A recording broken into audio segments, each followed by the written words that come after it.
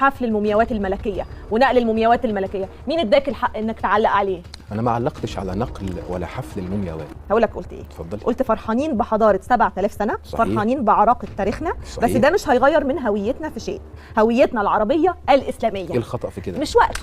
ايه بقى الغلط؟ انت قولي لي في الكلام اللي انا قلته ده. يعني احنا هويتنا مش فرعونيه برضه؟ احنا اسمنا جمهوريه مصر العربيه ولا الفرعونيه؟ انا راجل ملتزم بالدستور والقانون، اذا سموها الفرعونيه هقول لك هويتنا فرعونيه، ما سموهاش فرعونيه اذا هي اسمها العربيه. بلتزم بالدستور والقانون. ساعتها رد عليه الكاتب اسامه الشاذلي. تفتكر رد قال ايه؟ ما افتكروش، ما تسمحي لي ارد عليه؟ يا ريت. اقول له معلش. زي ما وعدناكم النهارده ان شاء الله الجزء الثاني من فيديو الدكتور عبد الله رشدي والمذيعه اميره بدر. وزي ما شفتوا معانا في الجزء الاول من الفيديو بخصوص الدكتور عبد الله رشدي والمذيعه اميره بدر، ان اسئلتها كلها كانت اسئله شخصيه جدا ملهاش اي علاقه بالمنهج. ما يمكن يا راجل كانت عايزه تعرفه اكتر ولا حاجه، انت يعني ما يمكن كانت عايزه تتجوزه، انت بتقطع الارزاق ليه؟ لا يا عمنا مش بقطع الارزاق ولا حاجه، وهو ده اللي انا قلته برضه. بس الاسئله ديت والحاجات ديت ما ينفعش ان هي تكون على الهوا. وتقول لابوك اتجوز كام مره؟ عندك كام اخ واخت؟ إيه انت عايش فين بالظبط؟ ده يعني خلاص لو هتقدم له رسمي مش هتساله الاسئله دي كلها. خلاص يا واد عمي، يا رب تكون الاسئله الشخصيه خلصت وتجلش لنا كده على حاجه مفيده. طبعا يا ريس، وده اللي هنعمله النهارده، ونشوف مع بعض ونسمع الاسئله الفعلا الدينيه بقى اللي هتبتدي ان هي المذيعه دي تتحرك وتسالها للدكتور عبد الله رشدي، ونشوف رد القاطع والرد القاطع بالدليل القاطع من الدكتور عبد الله رشدي على اسئلتها كلها. فيا ريت لو لسه بتشوفونا لاول مره النهارده يا حبايبنا ما تنسوش تعملوا اشتراك في القناه وتفعلوا الجرس على الكل عشان يوصلكم كل فيديوهاتنا، وما تنسوش ان شاء الله رب العالمين اللايك الجميل بتاعكم والتعليق الاجمل اللي احنا مستنيينه ومنتظرين تعليقاتكم معانا على الفيديوهات بتاعتنا. حفل المومياوات الملكيه ونقل المومياوات الملكيه، مين اداك الحق انك تعلق عليه؟ جميل. انا ما علقتش على نقل ولا حفل المومياوات، انا علقت على جزئيه بعينها. هقول لك قلت ايه؟ اتفضلي. قلت فرحانين بحضاره 7000 سنه. صحيح. فرحانين بعراقه تاريخنا. صحيح. بس ده مش هيغير من هويتنا في شيء، هويتنا العربيه الاسلاميه. ايه الخطأ في كده؟ مش وقته. تفتكري امتى يعني يا استاذه؟ في العيد الكبير ولا في العيد الصغير ولا السنه الجايه ولا امتى بالظبط؟ هقول لك على حاجه يا دكتور عبد الله، انت بعد كده حضرتك لما يحصل اي حاجه وسعادتك تحب تعلق عليها ابقى اتصل بالاستاذه اميره اسالها الاول، هي برضو اكيد عندها نظره بعيده المدى. استنى بس يا واد عمي لما نفهم وجهه نظرها الاول، انت بتلحق عليها ليه؟ حاضر يا واد عمي نسمع كلامها للاخر. ليه مش وقته؟ مش وقته. يعني مش وقته ان انا اقول ان احنا فرحانين يعني انت لسه قلت ان انت مش مخول للتعليم مثلا في موضوع فيما يخص وزاره الاوقاف وفيما يخصك انت، هنا بقى مين قالك انك مخول ان انت تعلق او الناس هتقبل ده؟ لا بقى ده وقته ونص وثلاث ارباع كمان، يعلق براحته على فكره يعني يا استاذه اميره. ده احنا اساسا بنبقى مستنيينه عشان يعلق وياخد راحته في الكلام كمان، ولا يعني عايزاه يعمل زيك ما يتكلمش ويفتح بقه غير لما المخرج يديله الاوامر، ولا عايزه ايه بالظبط؟ ولا ايه يا واد عمي؟ طبعا يا اخويا احنا في زمن الحريه والديمقراطيه التي تعيشها الامه في ازهى العصور. يا ريت بقى انت سيادتك تقول لها الكلام ده عشان هي مش مصدقاني. ما هو احنا يا اخويا بنقول اهوت ولسه بصحتنا اهو، بس يعني ما يمنعش انه كان يستنى كده قد 20 30 سنه ويبقى يتكلم براحته. احنا بنقول هو يستنى لما يطلع معاش ان شاء الله على خير كده وربنا يديك الصحه وطولة العمر ويبقى يتكلم براحته اللي بعده. دوري ارد ولا ما جاش؟ جميل.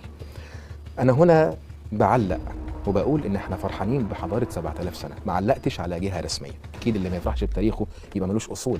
لكن انا بقول بعد كده ان ده مش هيغير هويتنا، الدستور بيقول الاسلام دين الدوله واللغه العربيه لغتها الرسميه. مين قال ان حد اقترح قال ان احنا ده بيغير هويتنا؟ في على الفيسبوك ناس اقترحوا وقالوا احنا هويتنا مش عربيه، فانا رفضت الكلمه دي وقلت لا، احنا بنفرح باصولنا وحضارتنا وتاريخنا بس هويتنا ثابته كما هي. ايه بقى الغلط؟ انت قولي لي في الكلام اللي انا قلته ده. يا مولانا انت عداك العيب وازح. اي والله هي بتحاول تغلطك وخلاص. الناس دي يا اخوانا بيحاولوا يغلطوا الدكتور عبد الله رشدي باي طريقه. وبعدين يا استاذه اميره الراجل عمال يقول لك انه فرحان بالاحتفال وهو فرحان بحضاره 7000 سنه، ناقص يحلف لك بالطلاق انه فرحان ومش زعلان من حاجه. مش عايزه تصدقيه ليه؟ يعني احنا هويتنا مش فرعونيه برضه؟ احنا اسمنا جمهوريه مصر العربيه ولا الفرعونيه؟ انا راجل ملتزم بالدستور والقانون، اذا سموها الفرعونيه هقول لك هويتنا فرعونيه، ما سموهاش فرعونيه اذا هي اسمها العربيه. بلتزم بالدستور والقانون. الله عليك يا مرياسه، هو ده الكلام. اهو انت كده بقى يا دكتور حطيتها في خانه اليك اللي مش هتعرف تطلع منها ابدا. خلاص ما عندهاش كلام، هتقول ايه؟ لسه هتدافع عنها يا واد عمي ولا ايه الحكايه؟ خلاص يا واد عمي لا انا هدافع ولا هقف جون، انا هقف بعد كده في الاوفسايد. خلاص يا عم تعالى بقى هنا جنبي في كابينه التعليق واستمتع من غير كلام كتير. ساعتها رد عليه الكاتب اسامه الشاذلي. تفتكر رد قال ايه؟ ما افتكروش. طيب انا اقول لك رد عليك وقتها وكتب قال ايه.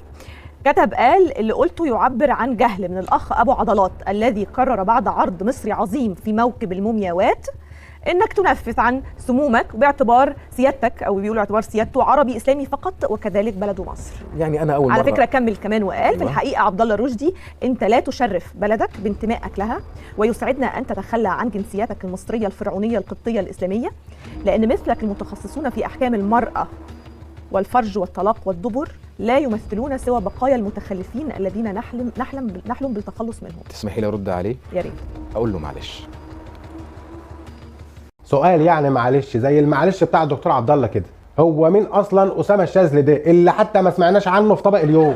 وبعدين ده هو باين كده من كلامه انه مليان غل وحقد من الدكتور عبد الله رشدي، يعني واضحه زي الشمس يعني. وبعدين بيتريق على الراجل ويقول لك الاخ ابو عضلات. طب يا حبيبي ان كنت غيران مننا اعمل زينا من الاخر، ما فيهاش حاجه، بس سهله وبسيطه. ولا ايه يا واد عمي؟ ما تقول حاجه. عندك حاج والله يا واد عمي، ده احنا حتى عندنا في الفلاحين كده وفي بلاد الصعيد اللي يبقى غيران من حد ومش عارف يعمل زيه، عارف بنقول عليه ايه؟ بنقول عليه ده قصر ديل يظهر، لا مؤاخذه يعني. طبعا انتوا اكيد فاهمين المثل ده ومش هنفسر اللي بعده. حضرتك قريت اللي هو كتبه ده ولا لا؟ لا والله اول مره. ما بتريش يعني. ليه كتب كده؟ ما اعرفش، يسأل هو في ذلك. هو انا مسؤول يا معلش يا استاذ امير، هو انا مسؤول اتابع كل واحد يتكلم ويعلق ايه؟ انا مش فاضي للكلام ده، انا راجل عندي يعني ما يشغلني عن متابعه الناس. يعني لو كان كتب الكلام ده وكنت شفته ما كنتش في السوشيال ميديا رديت عليه؟ في الغالب ما بردش على الحاجات اللي زي كده. ليه؟ انا ارد لو حد بيتكلم بيدي نقد علمي، انما واحد بيدخل يقول لك ابو عضلات، روح يلعب زي في الجيم يطلع لك عضلات، مساله بسيطه. ولا تشرف مصر يا سيدي، انت ما انتش ناطق رسم باسم مصر. الله عليك يا دكتور، انت فعلا حراق. اسئلتك برضو غريبه يا استاذه، عماله تقولي له هو ليه كتب كده، هو الراجل هيخش في يحدد اقامه الناس، وبيقول لك اساليه هو اللي كتب، يبقى تساليه هو اللي يفيدك كتب كده ليه، مش الدكتور عبد الله اكيد يعني. اقول لك انت هاتي اسامه دوت، عندك الشاذلي دوت اللي بتقول عليه كاتب وشكله لا كاتب ولا نيله، استضيفيه عندك في البرنامج واساليه كتب كده ليه. اهو يلا، وبعدين يمكن ناكل عيش ونعمل عنه فيديو ولا اتنين، مش هجرى حاجه يعني يا استاذ امير. لا وكمان الكاتب اللي محدش يعرفه ده اساسا عمال يتريق على الراجل ويقول لك ابو عضلات، ده قصر ديلي ازعر، قال ويقول لك ايه يا اخويا ده لا يشرف مصر ولا حاجه، الحق بقى.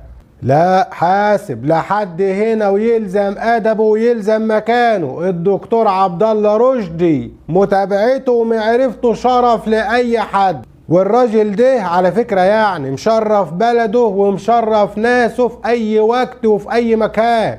طبعا يا واد عم، على العموم احنا في ظهرك دايما يا دكتور عبد الله، ومش هنسيبك ووراك ليل ونهار، وربنا يحميك ويبارك فيك. وده يا اخوانا كان الجزء الثاني من سلسله فيديوهاتنا عن الدكتور عبد الله رشدي والمذيعه اميره بدر، وما تنسوش فاضل كمان جزئين، ما تستعجلوش. ولو لسه بتشوفونا لاول مره ما تنسوش تعملوا اشتراك في القناه وتفعلوا الجرس على الكل عشان يوصلكم فيديوهاتنا اول باول. ويا ريت لو بتشوفونا لاول مره ما تنسوش اللايك الجميل والتعليق الاجمل. والسلام عليكم ورحمه الله وبركاته.